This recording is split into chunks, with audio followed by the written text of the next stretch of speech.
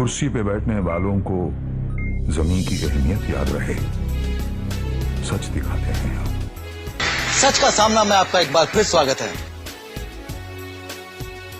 राणा साहब, आज आपने मालेगांव महानगर पालिका के प्रशासक से मुलाकात की और बड़ा अच्छा आपका मुद्दा था, तो क्या आपने सजेशन दिया है? हम लोग आए थे आज अदारे इब्राहिम की तरफ से।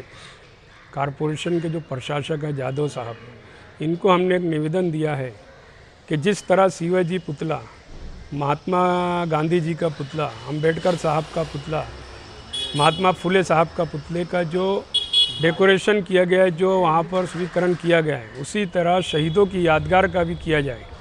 ये मुद्दा लेकर हम लोग यहाँ आए थे। हम चाहते हैं कि एकता की एक निशानी वहाँ दिखे।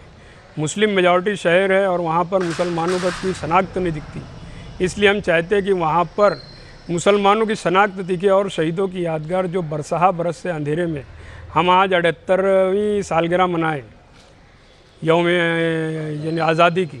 लेकिन मैं ये देख रहा हूँ कि इस देश को आज़ाद कराने में मालेगांव के जो मुसलमान शहीद हुए उनको नज़रअंदाज हमेशा किया गया और अभी भी किया गया।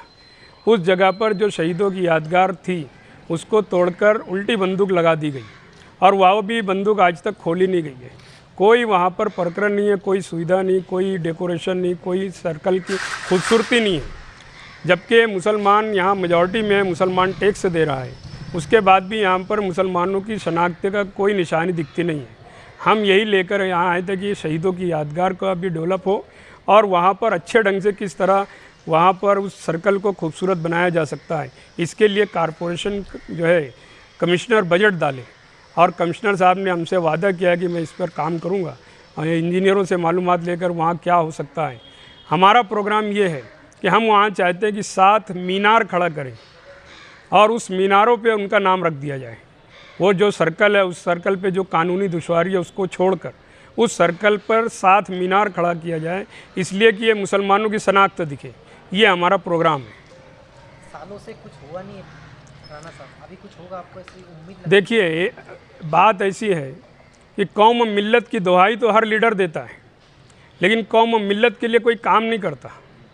शहीदों की यादगार, मैंने कहा 78 साल हो जाएंगे यौम आज़ादी को। हम आज़ाद हो गए, खाली नाम के आज़ाद हो गए। मुसलमान आज भी यहाँ गुलाम बन के जी रहा है। और मुस्लिम लीडरशिप का जो सवाल है, आज तो मुस्लिम लीडरशिप ऐसी है कि सिर्फ अपने मफाद के लिए काम करते हैं। कौम, मिल्लत, शहर सब 2 नंबर पे। आज तक आज़ादी से पहले से आज तक सेंट्रल हल्के में मालेगांव के मुस्लिम एमएलए रहा। मैं तो मानता हूँ कि 2500 एमएलए रहे होंगे मुसलमान, लेकिन आज तक यहाँ पर एमएलए जो है गटर और सड़क पर ही राजकारण कर रहा है। मालेगांव शहर के विकास के लिए, कौम मिल्लत की विकास के लिए कोई मुस्लिम लीडर सामने नहीं आता। ज़ुबानी खर्च सबके पास है। यहाँ हम पावर लूम में परेशान हैं। 40 साल पहले एक स्पिनिंग मिल थी, आज वो स्पिनिंग मिल बंद है। पावर लूम का शहर था यहाँ, अब तक तो कम से कम 10 स्पिनिंग मिल चालू रहना था, लेकिन जो चालू थी वो भी बंद हो गई। हमारे निहाल साहब बोला करते थे कि जो स्पिनिंग मिल बनी है उसको मैं भैंस का तबेला बना दूंगा। अगर वो भैंस का तबेला बन जाती तो शायद उसका फ़ायदा आज मालेगांव के शहरियों को मिलता, लेकिन नाकारा लोग वहाँ आने से स्पिनिंग मिल जो चालू थी वो भी बंद हो गई। मालेगांव की लीडरशिप जो है नाहिल है, नाकारा है। हम यही चाहते हैं कि लीडरशिप में बदलाव आए, लोग कौम मिल्लत के अलावा भी सर उठाकर चलें।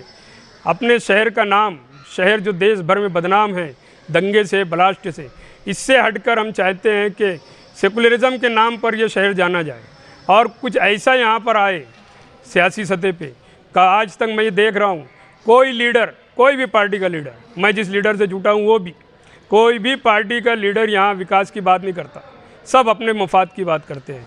अभी तक इलेक्शन शुरू हो गया है, लेकिन कोई लीडर, किसी पार्टी ने अपनी पॉलिसी में ये नहीं बताया कि हम यहाँ पर इंजीनियरिंग कॉलेज लाएंगे, मेडिकल कॉलेज लाएंगे, कोई दूसरी फैक्ट्री लाएंगे। सिर्फ रोड गटर पर सब बात करते हैं। तो मैं चाहूँगा कि लीडरशिप का जो फुकदान है हमारे मालेगांव शहर में, ये भी दूर हो।